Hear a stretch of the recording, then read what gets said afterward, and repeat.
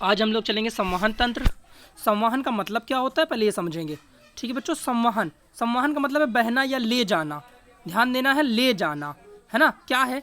मनुष्य में भोजन, ऑक्सीजन व अन्य पदार्थों की निरंतर आपूर्ति कराने वाला तंत्र, जो इन सब की आपूर्ति करता रहे, सबको देता रहे, उस तंत्र को हम लोग क्या कहते हैं? संवहन तंत्र। यानी भोजन, मनुष्य में भोजन, ऑक्सीजन और आवश्यक पदार्थों की जो आपूर्ति कराता रहता है, उसे हम लोग कहते हैं, क्या कहते हैं बच्चों? उसे हम कहते हैं संवहन तंत्र। क्या कहते हैं? संवहन तंत्र। आगे देखिए संवहन तंत्र क्या क्या होता है। तो संवहन तंत्र के मुख्य अवयव होते हैं। कौन कौन से अवयव हैं? देखिए हृदय। हृदय संवहन बिना हृदय के तो नहीं हो सकता ना। जब तक हृदय पंप नहीं करेगा तब तक कोई चीज़ बह के नहीं जाएगी। रक्त नलिकाएं होनी चाहिए, जिन्हें हम लोग नसें बोलते हैं।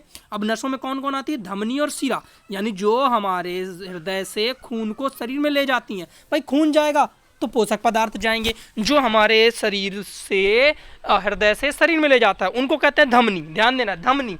और जो शरीर से वापस ब्लड को हृदय में लाता है उनको कहते हैं शिरा। तो ये हमारे रक्त नलिकाएं भी चाहिए हमको। इसके बाद हमको क्या चाहिए? वहन माध्यम भी चाहिए। वहन माध्यम का मतलब भाई जो हमारा ऑक्सीजन है, जो हमारा पोषक पदार्थ है, खाना पीना खाया, वो कहाँ मिला हुआ है? खून में मिला हुआ है ना। या तो खून में मिला है या तो लसिका में मिला है। तो ये सब भी होना चाहिए। संवहन तंत्र के अंतर्गत कौन कौन होना चाहिए? एक तो हृदय होना चाहिए, ऊपर से रक्त नलिकाएं होनी चाहिए और वहन माध्यम होना चाहिए। ये तीनों चीजें होनी चाहिए, है ना।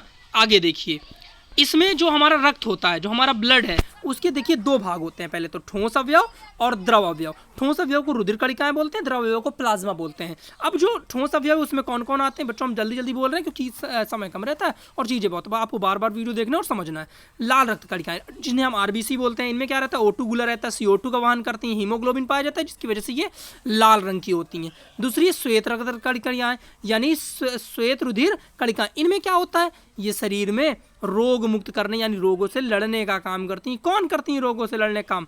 WBC, व्हाइट ब्लड सेल्स, श्वेत रुधिर कणिकाएं। ठीक है, देखिए वैसे इनका फुल फॉर्म अगर आ जाता है कभी कभी WBC का, तो WBC का जो फुल फॉर्म होगा व्हाइट ब्लड कॉर्प सेल्स। याद रखना, सेल्स नहीं, कॉर्प सेल्स, क्योंकि कणिकाएं हैं। अगर कणिकाएं तो कॉर्प सेल्स, और अगर सेल्स होती तो फिर केवल कोशिकाएं हो जाएगा। आगे देखिए प्लेटलेट्स।